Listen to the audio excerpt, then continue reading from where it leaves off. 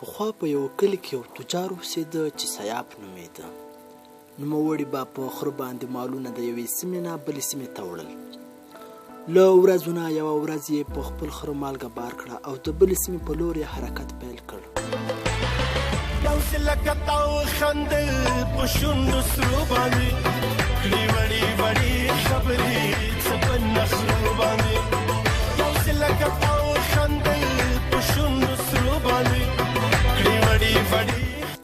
ګوري چې په لاره کې یو لوی سیند مخې ته راغی. کله چې خره سیند ولید نو ډېر خوشحاله شو او له ځان سره یې وویل نن به خپل مالک ته داسې ګپ ورکړم چې د تجارته به یې زړه ورته ورکړم. هماغه و چې خر په سیند کې ځان ډوب کړ او د نیمایي نه یې زیاته مالګه یې په سیند لاهو کړه. کله چې تجار د خره دا مکارتوب ولید نو سخت په غوسه شو او خر یې ښه وواهه. مه کوه اوبه لرمه مه کوه. خو تجار بیرته خپل کور طرف ته ستون شو او له سره یې بیا په خره نوره مالګه بار کړله. کله چې تجار او خر هماغه سیند ته ورسېد خره ورسره بیا خپل دوه مخی کار وکړ او خپل مالک یې سخت تاواني او خفه کړ.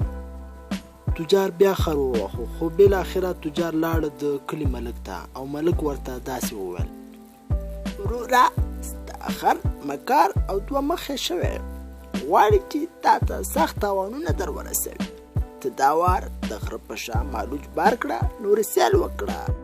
تجار همداسې وکړ او روان شو. خره داسې فکر وکړ چې بیا مې په شا مالګه ده نو بیا یې ځان اوبو کې ډوب کړ.